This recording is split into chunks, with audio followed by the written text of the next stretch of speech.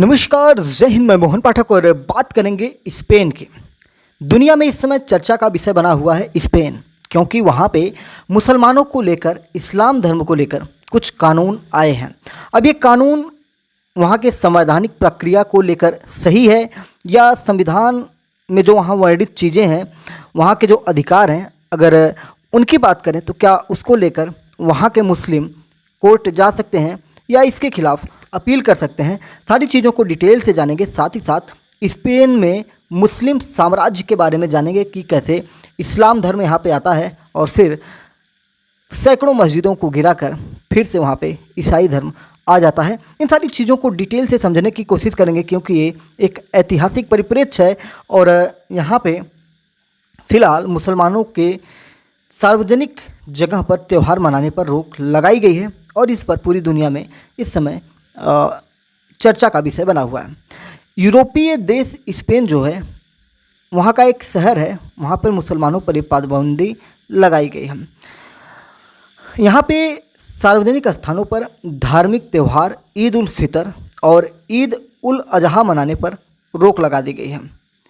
यह प्रतिबंध दक्षिण पूर्व स्पेन के शहर मर्सिया के जुमीला में स्थानीय प्राधिकरण की तरफ से लगाई गई है, जिसे लेकर काफ़ी विवाद पैदा हो गया है और स्थानीय लोगों में गुस्सा भड़का है। प्रतिबंध के तहत सभी नागरिक केंद्रों, जिम आदि सार्वजनिक स्थानों पर इस्लामिक धार्मिक त्यौहार नहीं मना सकेंगे।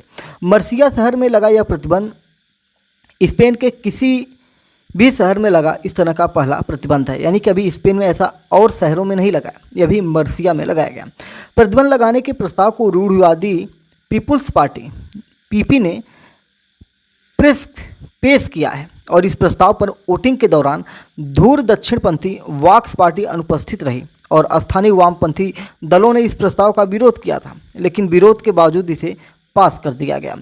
प्रस्ताव में ये कहा गया है कि नगरपालिका की जो ज़मीन है, जो खेल सुविधाओं का इस्तेमाल करने के लिए उनकी पहचान से चीज़ें हैं, उसमें पहचान से अलग धार्मिक, सांस्कृतिक या सामाजिक गतिविधियों के लिए जो वहाँ के नगरपालिका से संबंधित जगह हैं वो नहीं है और यहाँ पे किसी भी प्रकार की धार्मिक गतिविधि नहीं की जा सकती है जब तक कि स्थानीय प्राधिकारी खुद इसका आयोजन न करें। वहीं स्पेन की दक्षिणपंथी वॉक्स पार्टी ने कुछ बात कही।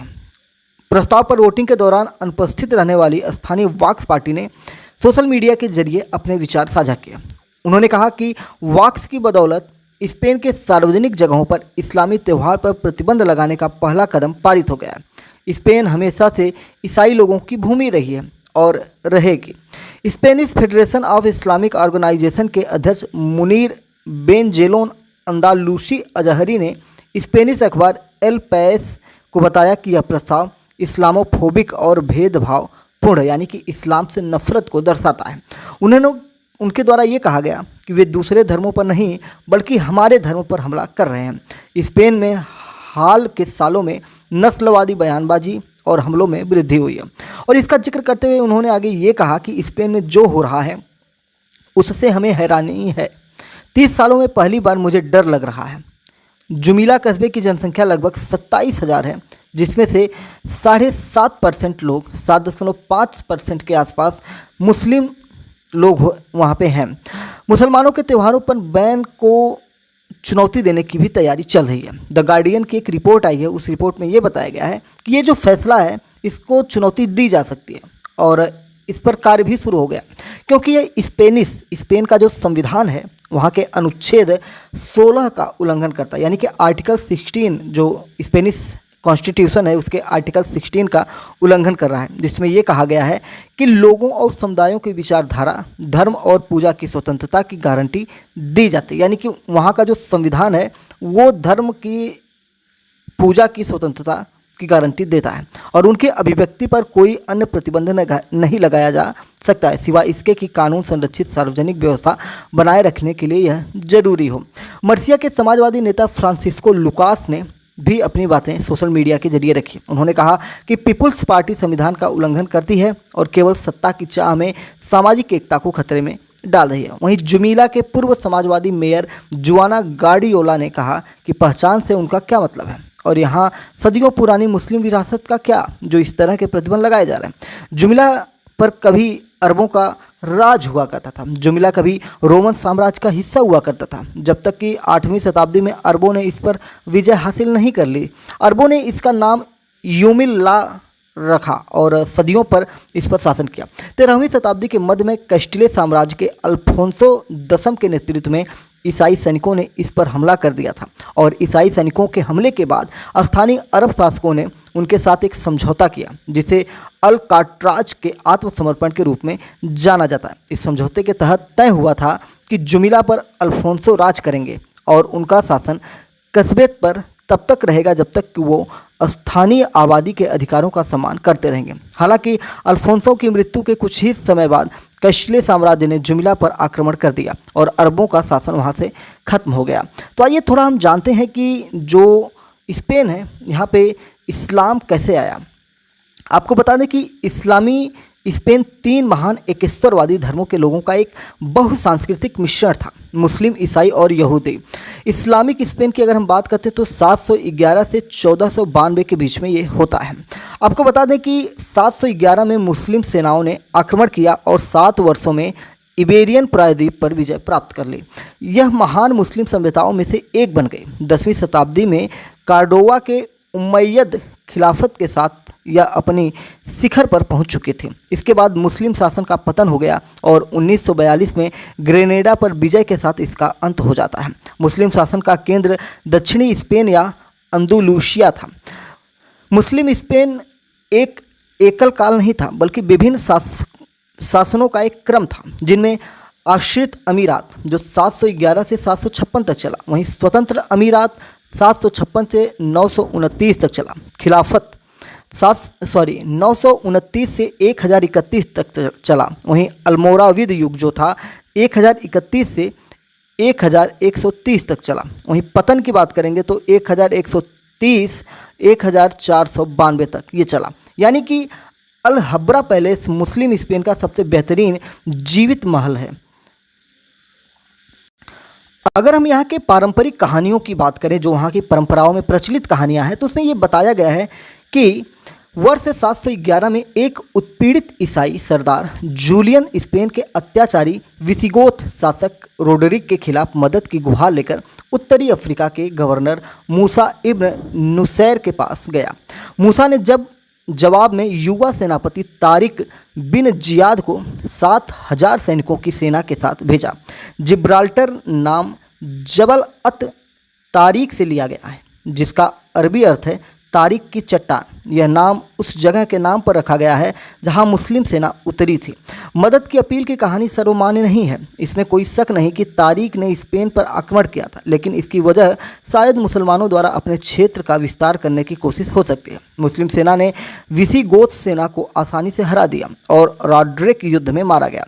पहली जीत के बाद मुसलमानों ने स्पेन और पुर्तगाल के अधिकांश हिस्से पर बिना किसी कठिनाई के और वास्तव में बहुत कम विरोध के विजय प्राप्त कर ली। 720 तक स्पेन बड़े पैमाने पर मुसलमानों के नियंत्रण में था।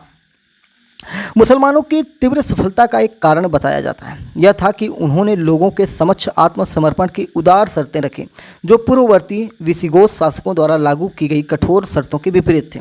सत्तारूढ़ इस्लामी ताकतें विभिन्न राष्ट्रीयताओं से बनी थीं और उनमें से कई ताकतें अनिश्चित प्रेरणा के साथ धर्मांतरित थे। इसलिए एक सुसंगत मुस्लिम राज्य की स्थापना आसान नहीं था।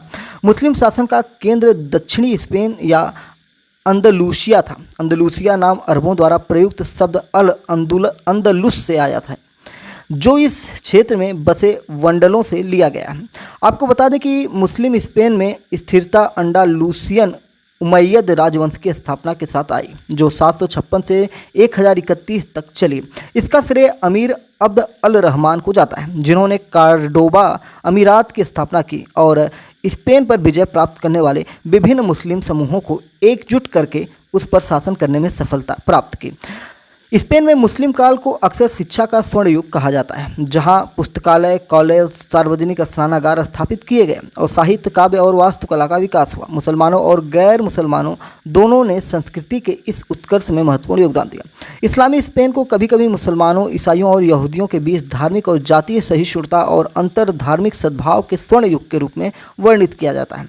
कुछ इतिहासकारों का मानना है कि स्वर्ण युग का यह विचार गलत है और इससे आधुनिक पाठक यह गलत धारणा बना सकते हैं कि मुस्लिम स्पेन 21वीं सदी के ब्रिटेन के मानकों के अनुसार सहिष्णु था। वास्तविक स्थिति ज़्यादा जटिल है। प्रतिष्ठित इतिहासकार बर्नार्ड लुइस ने लिखा है कि इस्लामी स्पेन में गैर मुसलमानों की स्थिति एक तरह से द्वितीय श्रेणी की नागरिकता जैसी थी। लेकिन उन्होंने आगे कहा, आपको बता दें कि द्वितीय श्रेणी यानी कि द्वितीय श्रेणी की नागरिकता, हालांकि द्वितीय श्रेणी की है, एक प्रकार की नागरिकता है जिसमें कुछ अधिकार शामिल हैं, हालांकि सभी नहीं हैं, और यह निश्चित रूप से बिना किसी अधिकार के रहने से बेहतर है। मान्यता प्राप्त स्थिति भले ही वह प्रमुख समूह से निम्नतर हों, जो कानून द्वारा स्थापित हो, परंपरा द्वारा मान्यता प्राप्त हों तथा लोकप्रिय सहमति से पुष्ट हों, का तिरस्कार नहीं किया जाना चाहिए। ये बर्नार्ड लुइस इस्लाम के यहूदी हैं और इन्होंने 1984 में ये बातें कही थीं कि जो गैर मुस्लिम थे उन्हें दोयम दर्जे में रखा गया। वहीं मुस्लिम शासन के तहत यहूदियों और ईसाइयों को कुछ स्वतंत्रताएं प्राप्त थीं, बशर्ते वे कुछ नियमों का पालन करते। हालांकि अब इन नियमों को पूरी तरह से अस्वीकार्य माना जाएगा, लेकिन उस समय के मानकों के हिसाब से ये ज़्यादा बोझ नहीं थे और कई मायनों में इस्लामी स्पेन के गैर मुसलमानों के साथ, यानी कि कम से कम 1050 से पहले की बात है, इसमें इतिहास के उस दौर में विजित लोगों की अपेक्षा से बेहतर व्यवहार किया जाता था। उन्हें यहूदी बस्तियों या अन्य विशेष स्थानों पर रहने के लिए मजबूर नहीं किया गया था। वे गुलाम नहीं थे, उन्हें अपने धर्म का पालन करने से रोका नहीं गया। मुस्लिम शासन के तहत उन्हें धर्म परिवर्तन करने या मरने के लिए मजबूर नहीं किया गया।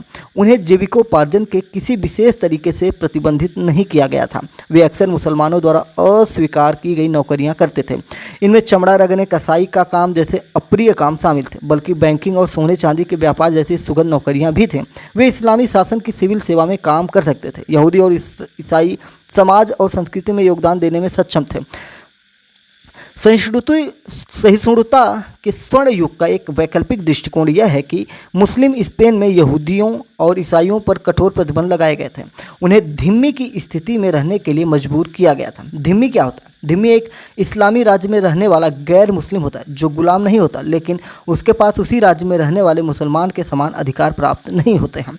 इस्लामी स्पेन में यहूदियों और ईसाइयों को सहन किया जाता था यदि वे इस्लामी श्रेष्ठता को स्वीकार कर लें, यानी कि इस्लाम को मान लें, इस्लामी सत्ता को स्वीकार कर लें। मुस्लिम शासकों को जजिया नामक कर का भुगतान किया और कभी कभी अन्य करों की उच्च दरों का भुगतान भी किया। जजिया कर भारत में भी मुसलमानों ने हिंदू यात्राओं पर, हिंदू धार्मिक यात्रा पर लगाई थी, यानी कि जजिया कर भारत में जो लगा था वही जजिया कर इन्होंने स्पेन में भी गैर मुसलमानों पर लगाया।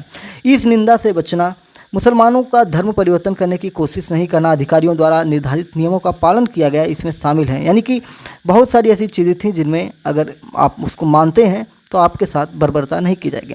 कपड़ों पर प्रतिबंध और विशेष बैज पहनने की आवश्यकता, सभा स्थलों और चर्चों के निर्माण पर प्रतिबंध कर दिया गया, यानी कि चर्च नहीं बनाए जा सकते थे। हथियार ले जाने की अनुमति नहीं थी, किसी मुसलमान से विरासत प्राप्त नहीं कर सकता था, यानी कि कोई मुसलमान अपनी प्रॉपर्टी किसी को नहीं दे सकता था, यानी कि गैर मुसलमानों को नहीं दे सकता था, यानी ईसाई यहूदियों को नहीं दे पाता। किसी मुसलमान को कुछ भी वसीयत नहीं कर सकता था। एक मुस्लिम गुलाम का मालिक नहीं हो सकता था।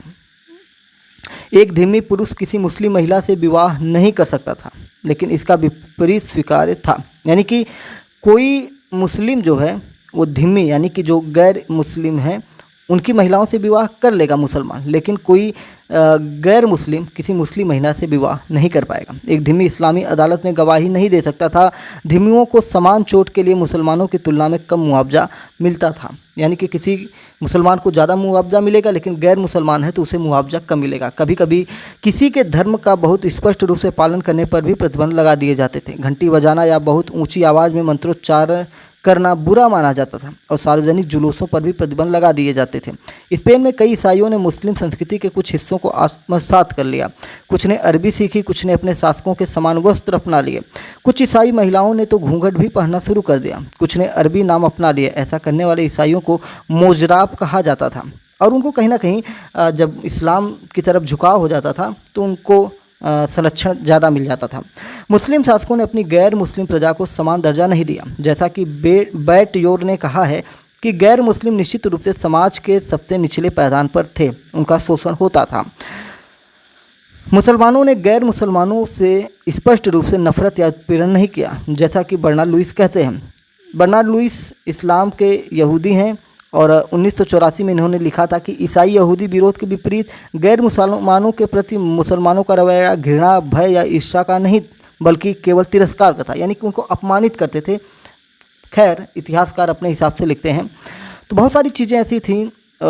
इस अवमानना का एक उदाहरण 12वीं सदी के एक फैसले में भी आपको देखने को मिल जाएगा। इसमें एक फैसला था 12वीं शताब्दी का शासन के समय, एक मुसलमान को किसी यहूदी या ईसाई की मालिश नहीं करनी चाहिए, न ही उसका मलमूत्र फेंकना चाहिए और न ही उसके शौचालय साफ करने चाहिए। यहूदी और ईसाई ऐसे कामों के लिए ज़्यादा उपयुक्त हैं क्योंकि ये नीच लोगों के काम हैं। यानी कि ईसाइयों और यहूदियों को जो मुस्लिम शासन था उसने कहीं ना कहीं दोयम दर्जे में ला के रख दिया था।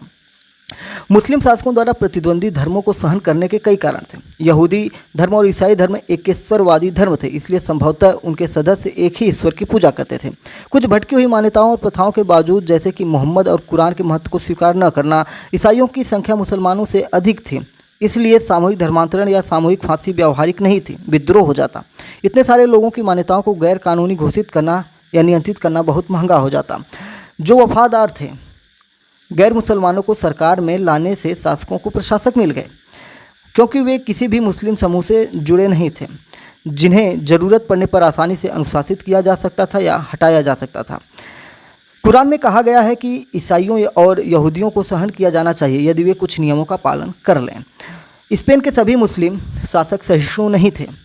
अलमांजोर ने चर्चों को लूटा और कड़े प्रतिबंध लगाए। 11वीं शताब्दी के मध्य से स्पेन में गैर मुस्लिमों की स्थिति काफ़ी खराब हो गई, क्योंकि शासक अधिक सख्त हो गए और इस्लाम पर बाहर से अधिक दबाव लगाने लगे।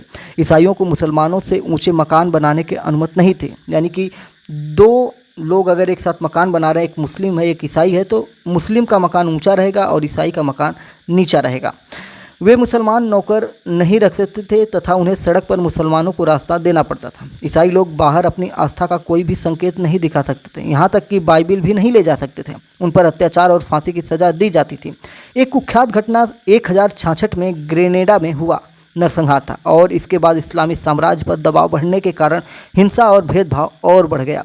जैसे जैसे इस्लामी साम्राज्य का पतन हुआ तथा ईसाई शासकों ने अधिक क्षेत्र वापस ले लिया, ईसाई क्षेत्रों में मुसलमानों को भी उन्हीं प्रतिबंधों का सामना करना पड़ा जो उन्होंने पहले दूसरों पर लगाए थे। लेकिन कुल मिलाकर स्पेन में इस्लाम के स्थान पर ईसाई धर्म के आने के बाद अल्पसंख्यक धार्मिक समूहों की स्थिति और भी खराब हो गई। सांस्कृतिक गठबंधन भी थे, विशेष रूप से वास्तुकला में अलहम्ब्रा के दरबार में 12 सिंह ईसाई प्रभावों के प्रतीक हैं। कार्डोबा की मस्जिद, जिसे अब गिरजाघर में परिवर्तित कर दिया गया है, अभी भी कुछ हद तक विडंबनापूर्ण रूप से ला मेजक्विटा या शाब्दिक रूप से मस्जिद के रूप में मानी जाती है। इस मस्जिद का निर्माण 8वीं शताब्दी के अंत में उमैयद राजकुमार अब्द अल रहमान इब्न मुआविया द्वारा शुरू किया गया था। अब्दुल रहमान तृतीय, जो 912 से 961 के शासनकाल में स्पेनिश इस्लाम अपनी सबसे बड़ी शक्ति पर पहुंच गया था, क्योंकि हर मई में ईसाई सीमा की ओर अभियान शुरू किए जाते थे। यह स्पेन में इस्लामी सभ्यता का सांस्कृतिक शिखर भी माना जाता है। मुस्लिम विद्वानों ने यूनानी दर्शन को पश्चिमी यूरोप तक पहुंचाने में प्रमुख कड़ी का काम किया, जिसके पहले मुसलमान ही मुख्य संरक्षक थे। मुस्लिम और ईसाई शासकों के बीच आदान प्रदान और गठबंधन थे, जैसे कि प्रसिद्ध स्पेनिश योद्धा एल सिड, जिसने मुसलमानों के खिलाफ और उनके साथ लड़ाई लड़ी।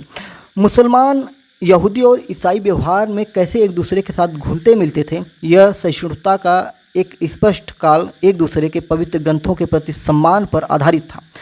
कार्डोबा और इस्लामी स्पेन के अंततः पतन का कारण क्या था, और क्या हम इस काल को सह अस्तित्व के स्वर्णिम युग के रूप में अति रोमांटिक बनाने के दोषी हैं? तो 3 योगदानकर्ता मेलविन ब्रैक के साथ इन सवालों पर चर्चा कर सकते हैं।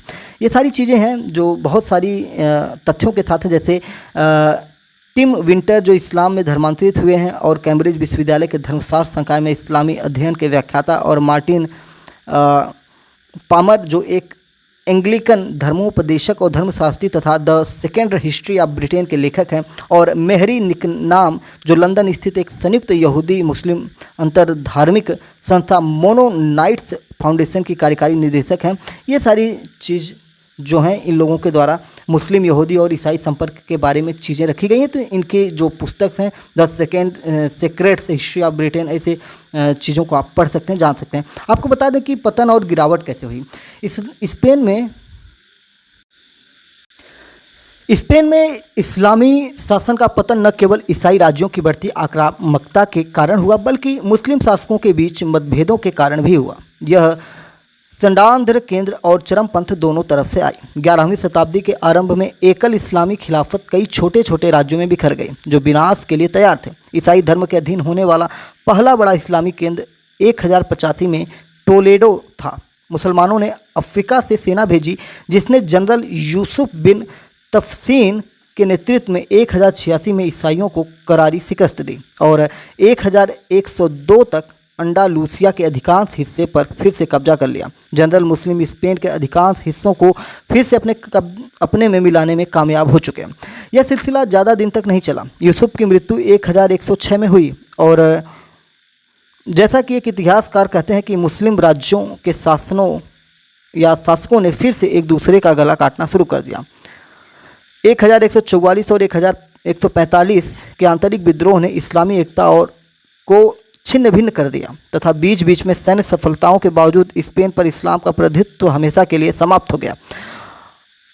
1492 में मुसलमानों ने स्पेन में अपनी सारी शक्ति खो दी। 1502 तक ईसाई शासकों ने एक आदेश जारी कर दिया कि सभी मुसलमानों को ईसाई धर्म अपनाना होगा और जब यह आदेश काम नहीं आया तो उन्होंने शेष स्पेनिश मुसलमानों पर क्रूर प्रतिबंध लगा दिए। तो इस समय जो घटनाक्रम हो रहे हैं तो उसके पीछे कारण क्या है वो आप ये जान सकते हैं। अभी जो मैंने आपको इतिहास बताने की कोशिश की ये इतिहास हमने BBC के मुस्लिम स्पेन 711 1492 के आर्टिकल से हमने लिया है। जो फैक्ट अगर हम बताएं तो फैक्ट BBC है मेरे लिए, बाकी BBC ने कहाँ से ये फैक्ट निकाले हैं वो उनका अपना मामला हो जाएगा। तो चलिए MPS हिंदी पर नए तो चैनल को सब्सक्राइब करके daily current affairs news analysis के लिए हमारे साथ जुड़ सकते हैं। जय नमस्कार, भारत माता की जय।